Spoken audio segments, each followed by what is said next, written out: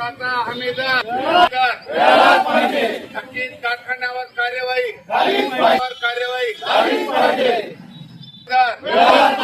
थकीत कारखान्यावर कार्यवाही।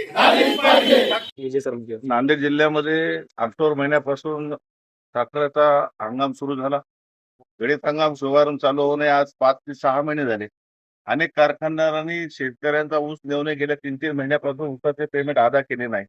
या अनुषंगाने अजय बोरांडे साहेब यांच्यासोबत सर्व त्या ठिकाणचे लोक शेतकरी नेते गव्हर्नमेंटचे सर्व सहयोगी या ठिकाणी सहसंचालकाला भेटण्यासाठी आले। कारखानदार आणि शेतकरी याच्यामध्ये महत्वाचा दुवा असणारा ऊस आम्ही वेळेवर कारखानदाराकडे द्यावा आणि कारखानदार मात्र 6-6 महिने ऊसाचे पेमेंट देत नाही। आज आमच्या भागातल्या लोकांचे शेतकऱ्यांच्या मुलामुलीचे लग्न रुकलेले आहेत। आज एवढी प्रचंड महागाई आमच्या शेतामध्ये असला ऊस कारखानदाराला नेऊन आम्ही 4 महिने झाले आणि असं असताना हे मगरूर कारखानदार आमच्या शेतकऱ्याला ऊसाचे पेमेंट देत असतील तर कारखानदार आणि आमच्या शेतकऱ्याला वाचवणारा माणूस कोण आहे? त्यामुळे आम्ही शासनाचा प्रतिनिधी म्हणून उपसंचालक संचालकांना भेटण्यासाठी आलो आणि नियमानं कारखानदाराकडे आमचा ऊस पुरवठा केल्यानंतर 15 दिवशी आमच्या खात्यावर पैसे पडायला पाहिजेत, तर तसं होताना दिसत नाही। कारखानदार आज आपल्या विभागामध्ये 704 कोटी रुपये अजून थकीत आहे। आज कारखानदार पूर्ण ऊसाचा हंगाम संपला। आज एवढ्या भागातले शेतकरी या ठिकाणी आलेले असताना म्हणजे कुठं किती प्रत्येक भागामध्ये या गोष्टीची जाणीव अशी प्रकर्ष जाणवली पाहिजे की शेतकरी अडचणीत आहे, शेतकऱ्याला मदत करणारा कोणी नाही। लोकप्रतिनिधी इप्स्टीन फाईलमध्ये व्यस्त आहेत, लोकप्रतिनिधी अशोक खरातमध्ये व्यस्त आहेत, लोकप्रतिनिधी पक्ष फोडण्यामध्ये व्यस्त आहेत, लोकप्रतिनिधी महागाईमध्ये आणि मोदीचं गुणगान गाण्यामध्ये व्यस्त आहेत। केंद्र आणि राज्य शासन आज शेतकऱ्याला देशोधडीला लावत असताना, आज अमेरिकेकडे ट्रेड डील करून भारताला त्या ठिकाणी अडचणीत आणत असताना आणि सर्वसामान्य माणूस गॅसच्या लाईन मध्ये ओटीपीच्या लाईन मध्ये अरे पण ज्या गोष्टी करणं अपेक्षित आहेत त्या तुम्ही करत नाही। सर्वसामान्याचा केंद्रबिंदू असणारा साखर कारखाना, सर्वसामान्याची उपजीविका असणारा आमचं पीक म्हणजे ऊस, या ऊसाचे हमी भाव ते सुद्धा तुम्ही वेळेवर देत नसाल तर माझा शेतकरी जगणार कसा आहे? आणि म्हणून आम्ही आज अजय बोरांडे साहेबांच्या ठिकाणी स्वागत या ठिकाणी केलं की खरं म्हणजे हा प्रश्न फार पहिल्यापासून उपस्थित करायला पाहिजे होता। पहिलं आंदोलन मराठवाड्यामध्ये यांनी केलं म्हणून आपण नांदेड जिल्ह्यामध्ये आंदोलन केलं, लोकांना भाव मिळाला। हे मगरूर कारखाने रस्त्यावर आले पाहिजे, यांच्यावर नंतर कार्यवाही झाली पाहिजे, यांच्या प्रॉपर्टी सील झाल्या पाहिजेत। काही कारखानदारांनी तर सांगितलं की त्या ठिकाणी आपल्या शेतकऱ्याला मारण्याचं काम केलं, डांबून मारण्याचं काम केलं। असं असताना सुद्धा आम्ही निवेदन दिलंय, असं असताना सुद्धा त्या कारखानदारावर कार्यवाही होत नाही।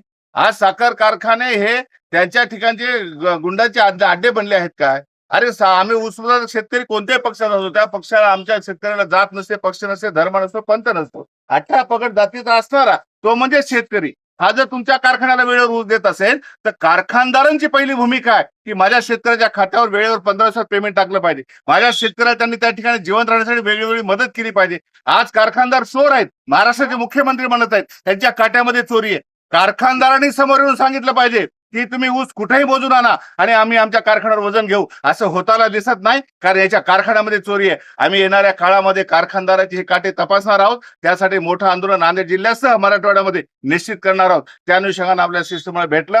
आज सहसंचालकांनी संबंधित कारखान्यावर कार्यवाही करण्याचे आम्हाला आश्वासित केलेलं आहे। जे कारखाने आजपर्यंत पेमेंट दिले नाहीत त्यांच्यावर व्याजासहित पैसे देण्यासाठी त्यांनी नोटीस काढणार आहेत, त्यांना ते पत्र देणार आहेत आणि येणाऱ्या काळामध्ये संबंधित खाजगी कारखाने यांचे परवाने देताना माझ्या शेतकऱ्याच्या ऊसाचे विलंब बिल त्याच्या व्याजासहित देण्याची कार्यवाही करून नंतर परवाने देणार आहेत, असं आश्वासन आम्हाला सहसंचालकांनी केलेलं आहे। शेतकरी ऊस उत्पादक संघर्ष समिती या मराठवाड्यातल्या ऊस उत्पादक शेतकऱ्यांनी आपल्या पक्ष, संघटना, जाती आणि धर्माच्या पलीकडे जाऊन आम्ही पिकवत असलेल्या ऊसाला उत्पादन खर्चावर आधारित आणि ज्या पद्धतीनं एकूण ऊसाच्या उत्पन्नामधून बाय प्रॉडक्ट ज्या पद्धतीने निर्माण होत आहेत या पार्श्वभूमीवरती ऊसाचं आंदोलन केलं।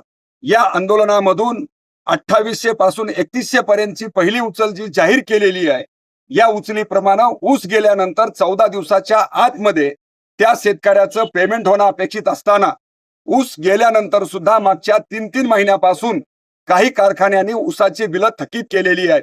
पहिली मागणी आमची ही आहे की हे जे बिलं थकीत केलेली आहेत ती संपूर्ण व्याजासह कारखान्यांनी शेतकऱ्यांच्या खात्यावरती तात्काळ जमा करावी। त्याचबरोबर जी कारखाने ही करत नाही आहेत RRC प्रमाणे त्यांच्यावरती कार्यवाही प्रस्तावित करावी। शुगर ऍक्ट प्रमाणे तुम्हाला दिलेल्या अधिकाराप्रमाणे साखर सहसंचालक आणि साखर आयुक्तांना या कारखानदारांवरती गुन्हे दाखल करावी। हे कारखान्याच्या लायसन्स गाळप परवाने घेताना ज्या ज्या अटी आणि शर्ती तुम्ही मान्य केलेल्या आहेत की आम्ही कुठल्याही साखराच्या विक्रीवरती किंवा बाय प्रॉडक्टच्या विक्रीवरती अवलंबून न राहता शेतकऱ्यांनी घातलेल्या ऊसाचे बिल आम्ही 14 दिवसामध्ये अदा करू, या अटी आणि शर्तीप्रमाणे ताबडतोब कारवाई करावी, अशा मुख्य मागणीला घेऊन आज आम्ही या ठिकाणी आलेलो आहेत.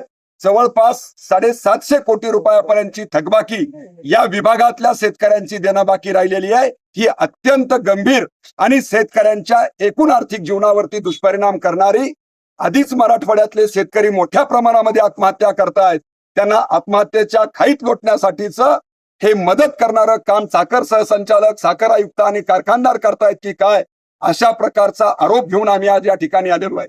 या ठिकाणी गंगाखेड तालुक्यातले शेतकरी सुद्धा याच्यामध्ये सहभागी आहे आणि तिथे ऊसाच्या भावासाठी आंदोलन करण्यासाठी गेलेल्या शेतकऱ्यांना चर्चेसाठी बोलवतो असं म्हणून त्यांनी बोलवलं आणि एका रूम मध्ये डांबून बाउन्सर वगैरे लावून त्यांना जबर मारहाण केली, इथपर्यंत की जीव मारण्याची त्यांना धमकी पण दिली.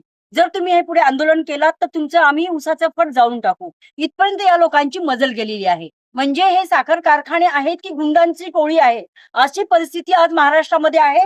गंगाखेड या ठिकाणी आलेली आहे आणि या शेतकऱ्यांचं म्हणणं आहे की कुठलीही दखल या कारखान्याचे जे ऑफिस आहे, ज्याच्यासाठी हे ऑफिस आहे, या कुठले तिचे 2 प्रतिनिधी तिथे होते, असे हे सगळ्यांचं म्हणणं आहे. पण तरी यांनी म्हणजे कॉग्निझन्स घ्यायला पाहिजे होता ना, पण यांनी नाही घेतला.